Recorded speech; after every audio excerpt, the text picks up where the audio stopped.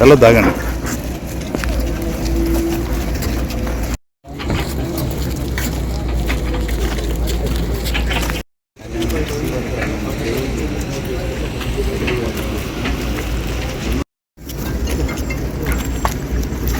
Monday నుంచి call పెట్టాను. చెప్పాడు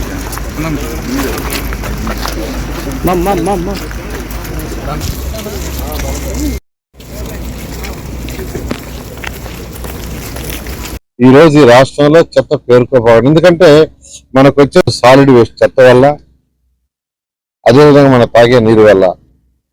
అందుకనే ముఖ్యమంత్రి గారు ప్రతి ఒక్కరికి స్వచ్ఛమైన వాటర్ ఇవ్వాలి అనే ఉద్దేశంతో 14,000 కోట్ల ప్రాజెక్ట్ ఇచ్చారు.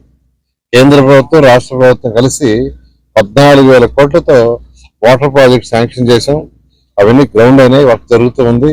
2 సంవత్సరాలు అక్కడ పూర్తవుతాయి. అవి పూర్తయితే ప్రతి ఇంటికి ట్యాప్ కలా ఉంటుంది స్వచ్ఛమైన వాటర్. ఇన్ని గత ప్రభుత్వానికి పట్ల గత 2014-19లో 2019 ఫిబ్రవరి నెలలో ఏషియన్ ఇన్ఫ్రాస్ట్రక్చర్ ఇన్వెస్ట్మెంట్ బ్యాంక్ ద్వారా 5,350 కోట్లు శాంక్షన్ చేసినప్పుడు నేనే మంత్రిని. తాగటానికి వాటర్కి చేస్తే ఆ ప్రాజెక్ట్ వదిలేశారు. ఎవరు కూడా వదిలేసుకోరు, ఎవరు కూడా వదులుకోరు. 5,350 కోట్లు. అదేవిధంగా అమృతం 8,500 కోట్లు కేంద్ర ప్రభుత్వం శాంక్షన్ చేస్తే మ్యాచింగ్ ఫండ్కి గత ప్రభుత్వం అది వదిలేసింది. ముఖ్యమంత్రి గారు మళ్ళీ దాన్ని రివైజ్ చేశారు. ఈ విధంగా అర్బన్ ఇన్ఫ్రాస్ట్రక్చర్ ఫండ్ కానీ, ఏషియన్ ఇన్ఫ్రాస్ట్రక్చర్ ఇన్వెస్ట్మెంట్ బ్యాంక్ ద్వారా కానీ, అమృత్ 2.0 కానీ 14,000 కోట్లు ఇచ్చారు. 14,000 కోట్ల ద్వారా గ్రౌండ్ అయిపోయినాయి, ఇవన్నీ వర్క్స్ స్టార్ట్ అయిపోయినాయి.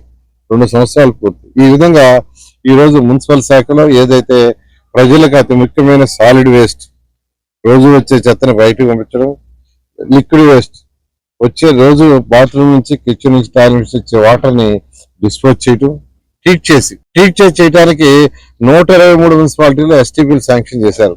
అదేవిధంగా తాగటానికి చక్కటి నీళ్లు ఇస్తూ ఈరోజు మున్సిపల్ శాఖలో ఉన్న అధికారులు ఎంతో వేగవంతంగా చేస్తున్నారు. వాళ్ళందరూ కూడా నేను ప్రత్యేకంగా అభినందిస్తున్నాను.